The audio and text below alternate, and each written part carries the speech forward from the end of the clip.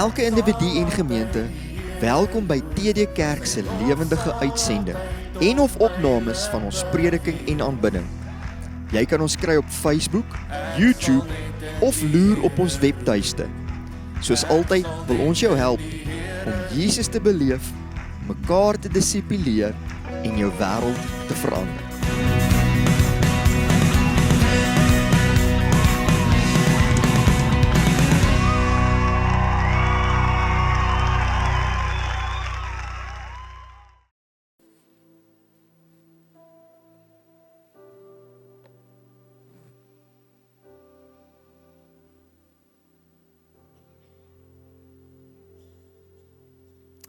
Wanneer mens net die Here begin dien, dan is al so vars en nuut.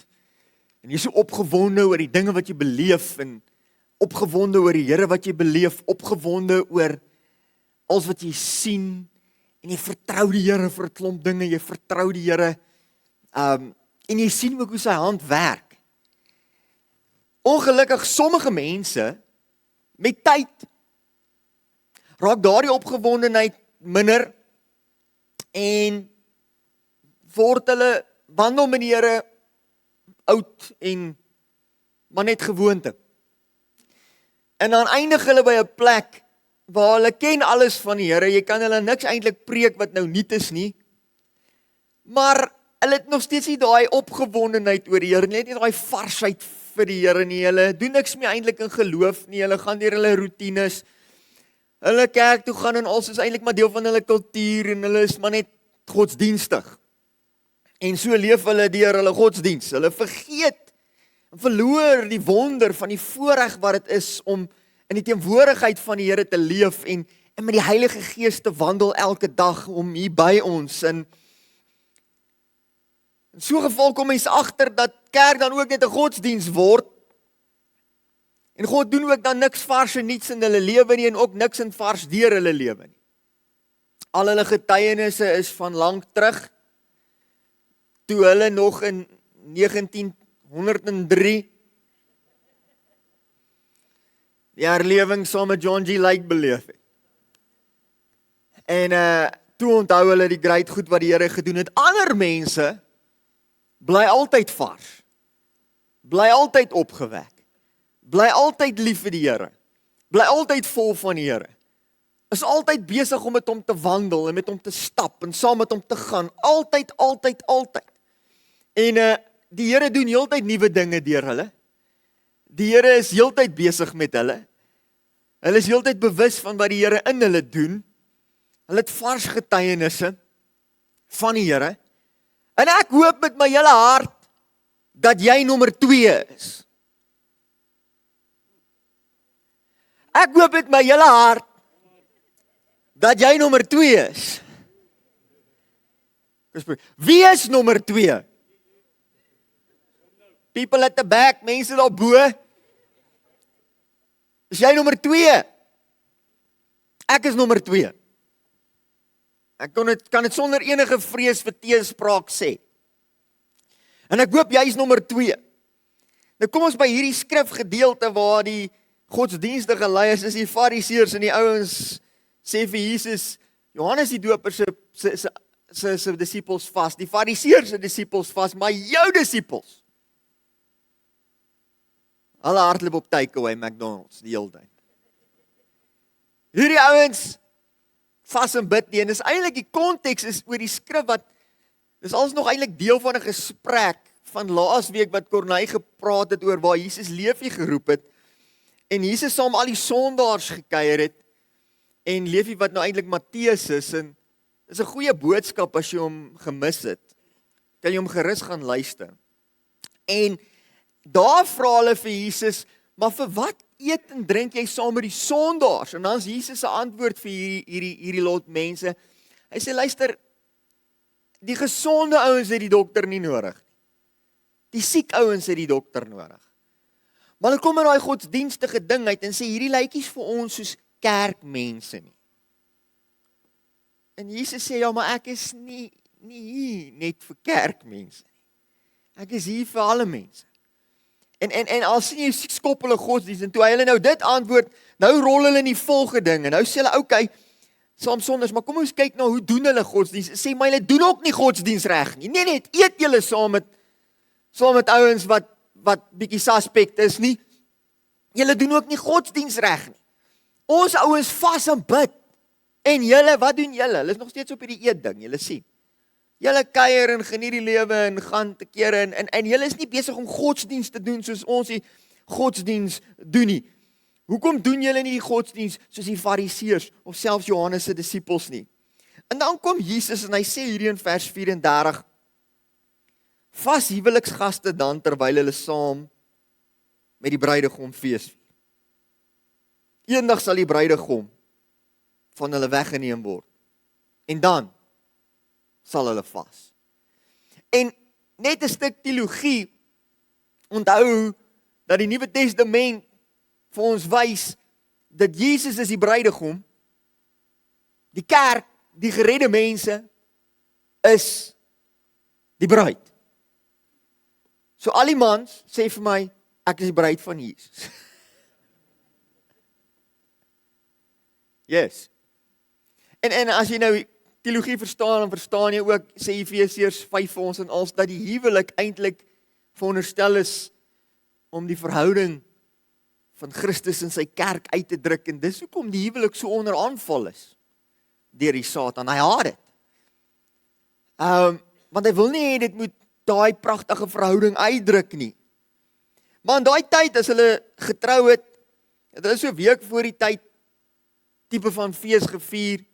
So hulle het nie bachelor's parties gedoen soos ons een of ander aand nie, hulle het hom ordentlik gedoen. En hulle het fees gevier, en hulle het die bruidegom gebless, en die strooi meisies en goed het weer die bruid gebless. Ook nie soos ons vertraagde kultuur waar hulle jou weird aantrek en skeer hom op jou gesig smeer en soos 'n meisie laat lyk en staan. Hulle het jou nie verneder nie, hulle het jou gebless. Ek hou nie van ons kultuur se manier nie. Ek weet nie of julle dit agterkom. Hulle die ou opgebou, hulle het hom persente gegee, hulle het hom gebless vir 'n week. En dan trou hulle, en dan sit honeymoon. En dan hierdie deel sal ek nie baie van hou nie. Want dan, nee, ek hou van honeymoon. Maar ek wil alleen honeymoon. Dan kuier hulle weer vir 'n week. Sien, en ek sien lus om dan nou verder, ek wil nou honeymoon, verstaan jy? Dan kuier hulle weer vir 'n week, lekker almal saam. En vier fees oor hierdie wonderlike ding wat gebeur het. Mense het getrou en nou sê Jesus, maar die bruidegom is dan hier. Waarom sal my disippels deur een of ander godsdienstige ritueel gaan wat veronderstel is om my nader aan hulle te bring as ek dan nou hier staan? Soos 'n sinnelose ritueel, is sinloos vir hom te vas. En ek wil nie vanoggend oor vas spreek nie, maar ek meen, dis die punt van vas, is eintlik om nader te kom. Maar hy sê, hier is ek dan. Hoe naby wil jy nou hê moet ek wees, verstaan jy? So dit maak nie nou sin nie, hulle moet nou fees vier. Hy sê nie, hulle gaan nie vas nie, hy sê, daar gaan 'n tyd kom wat hulle gaan vas, en hier sal klaar 'n leidraad dat hy gaan weg, hy gaan gekruisig word. Hy sê, daar kom 'n tyd wat hulle gaan vas, en dan sal hulle vas, maar nou maak dit nie sin nie. Want ons het tyd vir elke ding. Wat sê Prediker 3 vers 4? Daar's 'n tyd om te ween. En daar's 'n tyd om te lag. Daar's 'n tyd om te weeklaag en daar's 'n tyd om van vreugde rond te spring. Daar's 'n tyd. En Jesus antwoord hulle eintlik so, hy sê, dis nie nou die tyd vir wat julle nou wil doen nie. Ek is hierso. Maar dan begin hy iets interessants vir hulle verduidelik.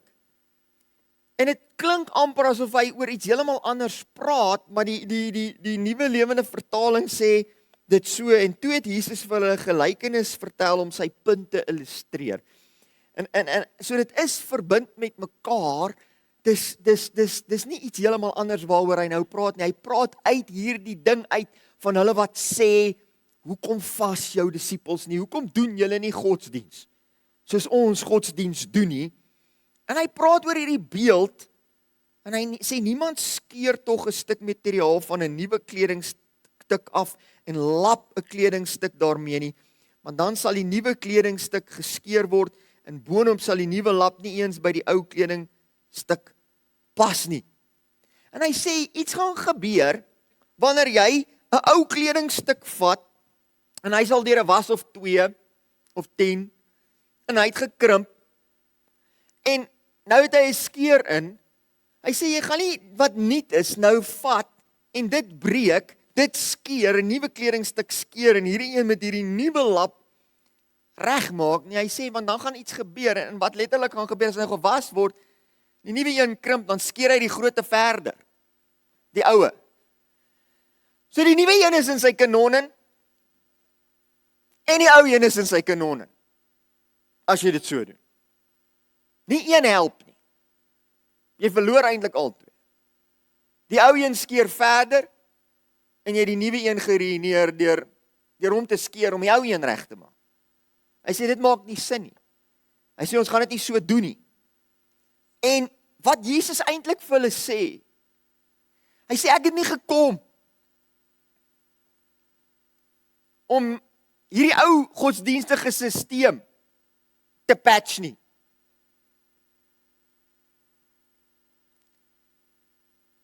Hy sê, die Nuwe Testament wat ek bring, is nie om 'n beter weergawe van die Ou Testament en die ou verbond, die ou manier van God dien, daar te stel nie. Hy sê, ek probeer nie dit wat julle het, verbeter nie, met die nuwe nie. Hy sê, inteendeel, jy gaan nie eers die nuwe vat om hierdie te verbeter nie, want wanneer jy hulle twee traai meng, dan werk nie een nie. Dis wat hy sê. Hy sê, wanneer jy hierdie twee probeer meng, gaan nie een werk nie. Die nuwe een gaan in sy kanonen mees en die oue gaan net verder skeur. Hulle gaan nie saamwerk nie. Hulle is onversoenbaar met mekaar. Nou sal jy onthou dat die profete van Israel altyd Israel teruggebring het en teruggeroep het na die verbond wat hulle met God gehad het. En dit was 'n goeie en 'n regte verbond wat Israel met God gehad het. So wanneer die profete, en jy lees al die profete, dan profeteer hulle en sê hulle, julle het weggedraai na afgode toe, nou gaan dit swaar gaan, maar kom terug na my toe, sê die Here. En dan roep hy hulle terug na die verbond wat God met hulle gehad het. Dit was 'n goeie en regte verbond wat God met Israel gehad het, en die wette, en dan sê hulle, hou die wet van die Here, hou sy Sabbat, doen wat hy julle beveel het, moenie anders doen nie. Dan praat hulle en hulle roep hulle terug na die verbond toe. Want dit was die verbond, en dit was die tyd daarvoor. Maar dan het die profete ook geprofeteer, reg deur die profete, sien hoe profeteer, hulle sê, hoorie, maar daar kom een dag 'n beter verbond, 'n nuwe verbond, iets beters gaan kom. En ons sal heeltyd hierdie clues wat hulle gee. Sê, kom terug na God toe, maar onthou, daar kom iets nog beter eendag. En nou kom Jesus en hy sê, ek is daar iets beter. Ek sien nuwe kledingstuk. Julle het 'n ou kledingstuk, maar ek sien nuwe kledingstuk. Maar hy sê, julle nuwe kledingstuk het in elk geval skeure in. Want die Israeliete was ver van God af gewees.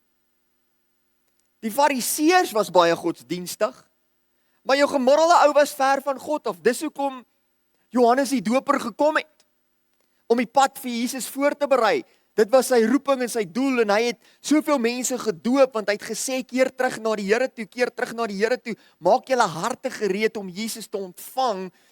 En sy hele bediening was op dit geskoei, want die Fariseërs het 'n brand godsdiens gehad, wat net onmoontlik was vir die gewone ou op straat om te hou. Jy kon net nie daarby uitkom nie, al doen jy wat. Soos 'n geskeurde stuk kledingstuk. En nou sê Jesus, maar hoorie net, terwyl ons besig is, ek kom nie om hierdie ding op te patch, laat almal soos julle lyk nie, Fariseërs. Hy sê, ek het 'n totaal nuwe kledingstuk wat ek bring. Die Nuwe Testament. Dis iets nuuts. En ek gaan hom nie skeur en julle ding probeer lap met dit. Dit werk nie so nie. Hebreërs 8 vers 13 praat oor hierdie nuwe verbond, en hy sê, 'n nuwe verbond. Hy het die eerste oud gemaak, en die wat oud word en verouder, is naby aan die verdwyning. Die ou een is oud. Die ou een is oud. Julle het dit, nee. Het weer is komplekse wiskunde. Maar die ou een is oud.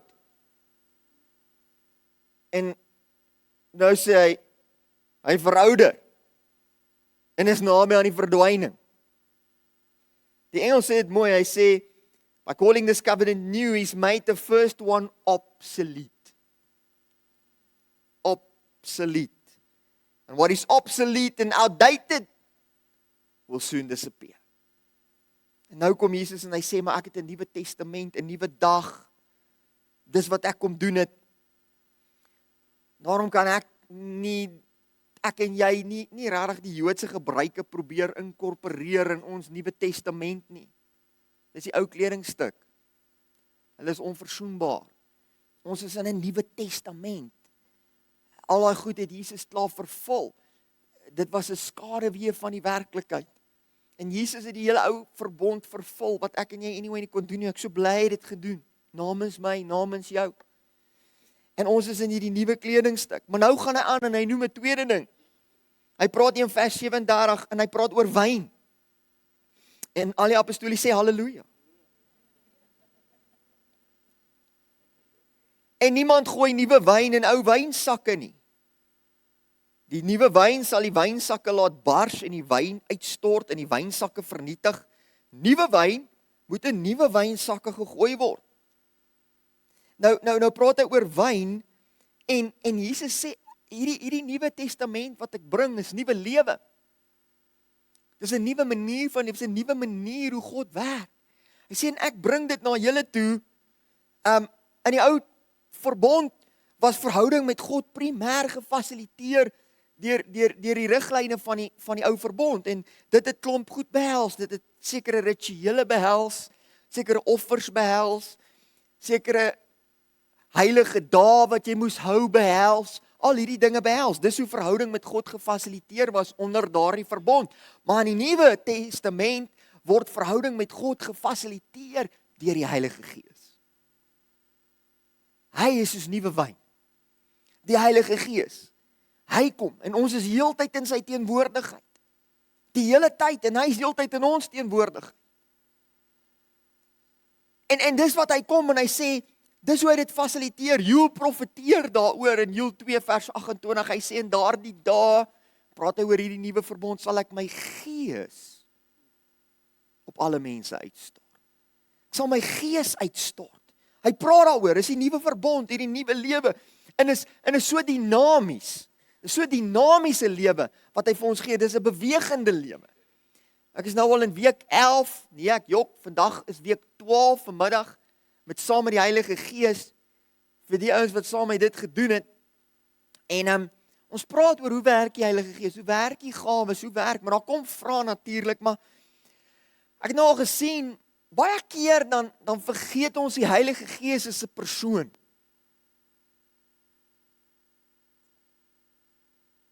Nou hoe werk Karla? Skryf vir my 'n boek met formules wat vir my sê presies hoe werk Karla.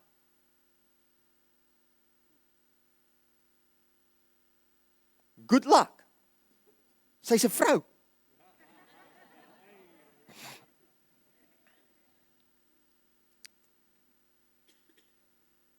En ja, daar is maniere hoe die Heilige Gees werk, maar ek vat myself as 'n voorbeeld, wanneer ek bestel by Hebreërs, wat bestel ek? Wie is die Hebreërs? Wie werk by Hebreërs? Wat bestel ek altyd? Americano, dankie. Martin, wat drink ek saam met Americano? Wat se tipe melk? Koue melk, dankie. Dis wat ek drink.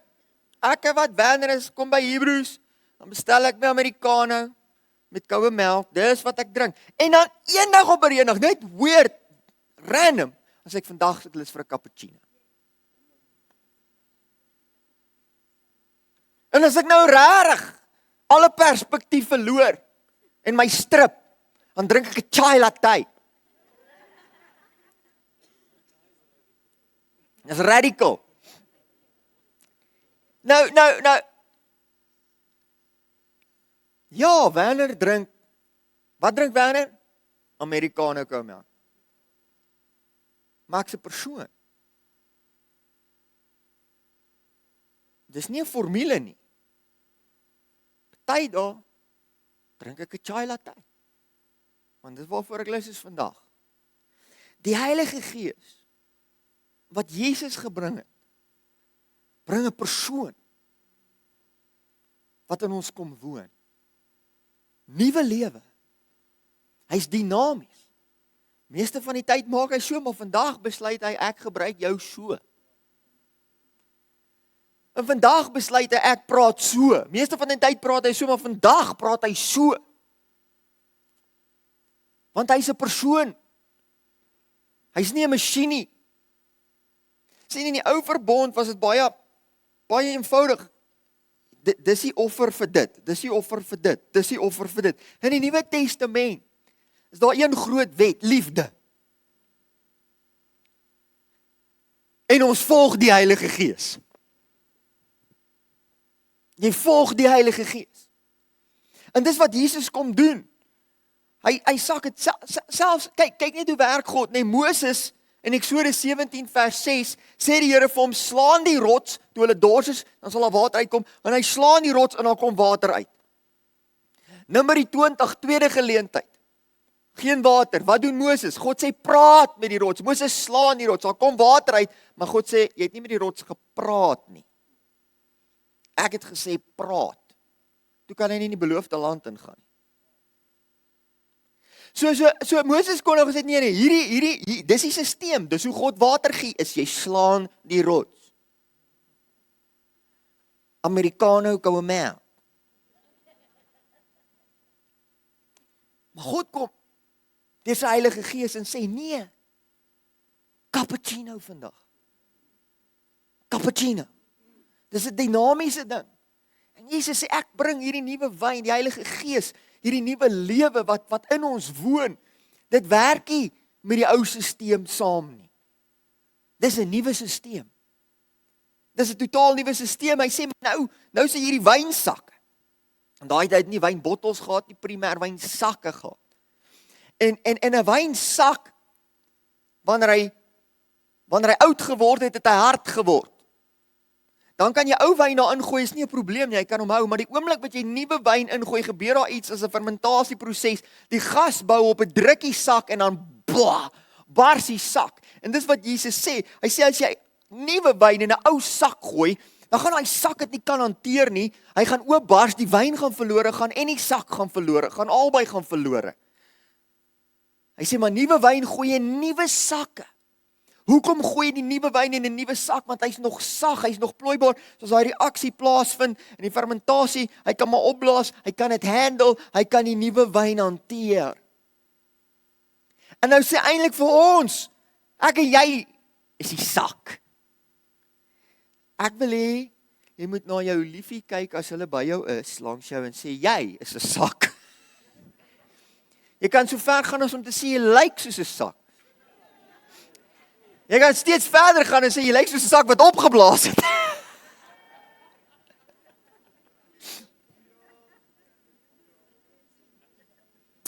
Moenie dit doen nie, dit was swak advies.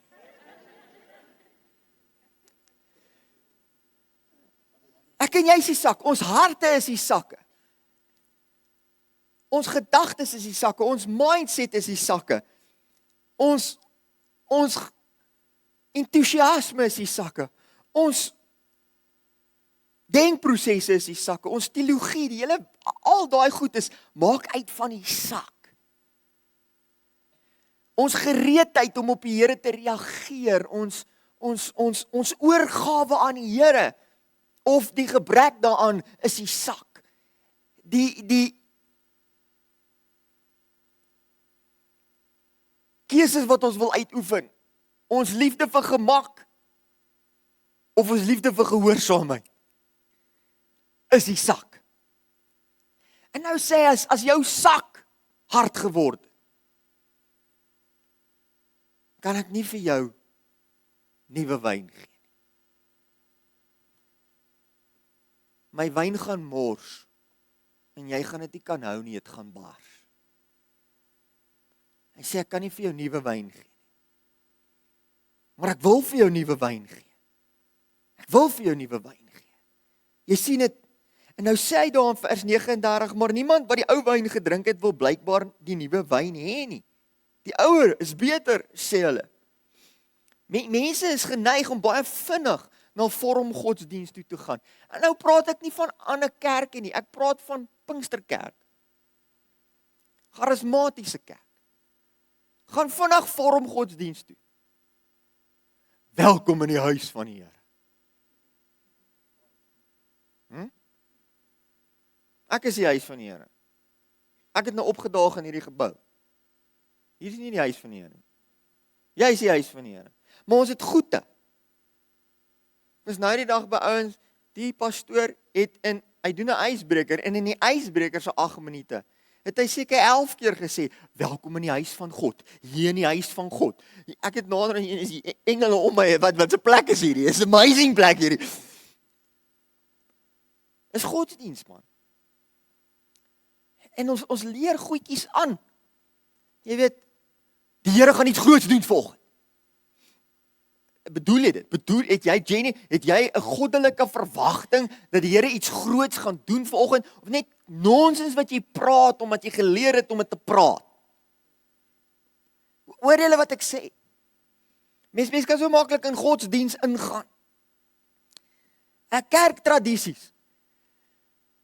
Dink aan die gereformeerde kerke, nee. Die reformatie was massive. Breek uit daai Katolieke, wat op daai stadium 'n horrible stelsel was, breek daar uit, spoel oor die wêreld. Wat doen hulle? Hulle reformeer. Ek het eendag met 'n ou gepraat, sê ek is 'n hervormer. Toe wil ek hom vra, wat hervorm jy? Maar hoor gou, hulle het hervorm, hulle het massive hervorming gebring. God het 'n massive nuwe ding gedoen. Dis amazing. Ek prys die Here vir die reformatie, anders het ek nou nog betaal dat my sondes vergewe kan word, want dis wat ek sou geleer geword het in die kerk. Maar hulle het gesê, nee, deur geloof, prys God vir die reformatie, en toe, wat hervorm jy op die oomblik? En toe, nou, wat van die AGS? Ons is 'n AGS. Apostoliese geloofssending. Is ons op sending? Apostolic faith mission. Hoeveel van ons kerke is churches on a mission for Jesus? En hoeveel is net kerk vir Sondag? Hoor julle wat ek sê? En ek wil vertrou TD Kerk is nommer 2. Vertrou my hele hart, ons is nommer 2. En as jy nie nommer 2 is nie, kom in die game. Maar TD Kerk is ons nog uitwaarts gefokus. Jou plakgroep, is jou plakgroep nog op 'n missie? Is dit nog op 'n missie? Of word ons 'n ou wynsak? So ek challenge ons, hoe lyk jou hart? Kan Jesus jou nog uitdaag om enige ding te doen? Kan hy? En ek hoop jy sê ja. Is jy gereed om nuwe dinge saam met Jesus aan te pak? Nee, jene, ek is nou oud. Nee man, jene, sê, praat daar met die jong mense en tieners al voor. Hulle moet op uitreik gaan. Toe ons jonk was, ons baie vir Jesus gedoen. Ja, sak.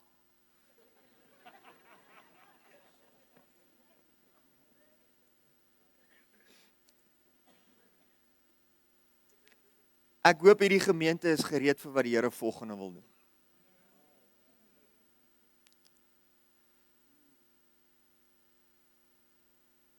Ek praat nou die aand met die ouderlinge, ek sê vir hulle, ek bid so nou en dan.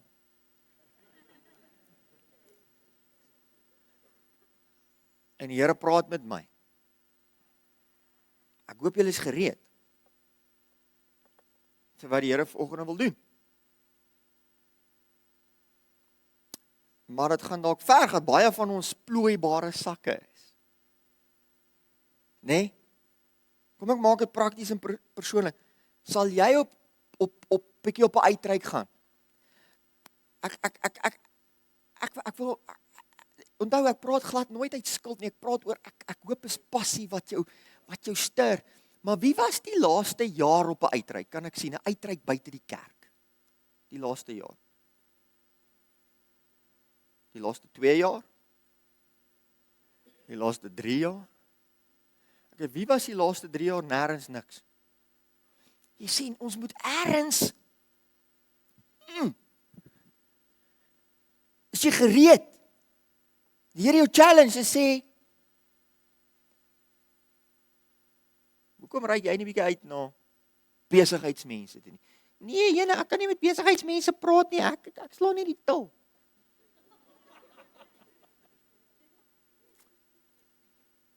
Ja, maar ek is in jou, ek kan deur jou met besigheidsmense praat. Nee, Here, hoekom? Besigheidsman, wanneer laas jy na iemand op die straat toe uitgery?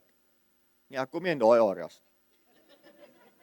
Nee, hulle gaan my hijack, en dan is my 4x4 weg. As wanneer kan ons die Here trust? Nee, ek praat nou oor uitreik. Ek weet, dit kan enige kant toe gaan, maar julle hoor wat ek sê. Plakgroepe, is julle gereed vir nog 100 mense in julle groepe? Soos nou 100 mense bykry. Is julle gereed, paar van julle, om te sê, okay, ons kort nog groepe, ons groep sal vermenigvuldig, okay, ek sal 'n leier wees, ek was nou nie die leier nie, en ek weet nie eintlik wat ek doen nie, maar ek gaan die Here trust, let's go. Ek het so 2 sagte amens, prys die Here. Ek sal daarmee werk. Die Here vermenigvuldig die brood. Ek sal daai 2 amens vat, en ek sal die brood vermenigvuldig. Julle hoor wat ek sê, is ons nog lus vir wat die Here wil doen, man? Is my wynsak nog plooibaar? Is jou wynsak nog plooibaar, sodat Jesus nuwe wyn in jou gemoed kan ingiet? Dis vir my duidelik, Jesus wil nuwe wyn ingiet. Hy wil. Dis sy hart, dis sy opgewondenheid, dis sy opwinding. Hy hou daarvan om die status quo, man, kyk deur die evangelies, ons preek nou deur Lukas, hy gooi altyd die appelkar om. Hy challenge altyd die status quo. Net as die disippels dink hulle is nou het hulle Jesus uitgefigure, dan loop hy op die water. En net as hulle dink hulle dit nou uitgefigure, dan doen hy weer dit. Dan sê hy nie ons gaan na die ander kant toe, nie die ander kant nie. Sê Jesus gaan na die ander kant toe. Jesus is altyd besig met so iets, man. Inteendeel, Jesus het die status quo so gechallenge dat die fariseërs hierdie eindstes wat om hierdie vraag gevra het om op die einde gekruisig. Dis hoeveel hy dit gedoen het. En nou eindig ek met hierdie gedagte, maar hoe maak ek my sak meer plooibaar? Hoe maak ek my hart meer gereed? En daar's 'n sleutel in hierdie skrif, en dis vas en bid. En dis nie die enigste sleutel nie, maar dis 'n sleutel. Vas en bid, nie bid nie. Hoor gou mooi wat ek gesê het, vas en bid. Ek challenge jou. Maak vas deel van jou ritmes in die lewe. Nou ek wil jou aanmaan om nie te begin met 'n 40 dae algehele vas nie. Jy gaan sukkel. Begin met maandeliks 'n dag vas. Net van die oggend tot die aand. Net dit. Begin net dit maandeliks. En sit tyd uit om te bid daai dag. Tot jy 'n ritme kry. Bou vir jou in. Eenmal 'n week. Donderdag aande vat ek nie aan Facebook nie. Daar manifesteer 'n klomp geeste. Okay. Vat ek nie aan Facebook nie. En ek gaan in zone. Weet jy, soos wat jy vas en bid, gaan jy agterkom daai sak raak al meer sag. Daai gemoed van jou raak al meer sensitief vir die Heilige Gees, vir wat hy wil doen, hoe hy wil werk. Jy gaan agterkom, die Here begin nuwe wyn in jou uitgiet, want jy kan dit handle. Nuwe opdragte kom na jou toe, nuwe gesprekke kom na jou toe, nuwe openbaring kom na jou toe, want jy kan dit handle, soos wat jy hierdie ding doen. So kom ons begeer nuwe wyn. En my uitdaging in ons gemeente is, kry jou sak gereed, bring jou sitplek gordel saam, want ek glo God wil ook iets niets doen vir ons gemeente. En hier gaan 'n weird lot karakters wees. Wat dalk anders lyk as hoe ons gewoond is. Want ek vertrou hom vir hulle. Ek wil hê hulle moet hier wees. Ek wil hê ons moet hulle wen. Kom ons bid saam. Here, dankie. Dankie dat U altyd bereid is om nuwe wyn vir ons te gee. Dankie Here, dat U ook ons harte voorberei. Help ons om genuine met die Gees te wandel. Om te onthou U is 'n persoon. Ek bid dit in Jesus naam. Amen. Baie dankie dat jy ingeskakel het by TD Kerk se uitsending en spesifiek 'n groot dankie aan diegene wat ons finansiëel ondersteun en dit so moontlik maak dat ons kan aanhou om mense reg oor die land op hierdie manier te bedien. Mag die Here jou seën.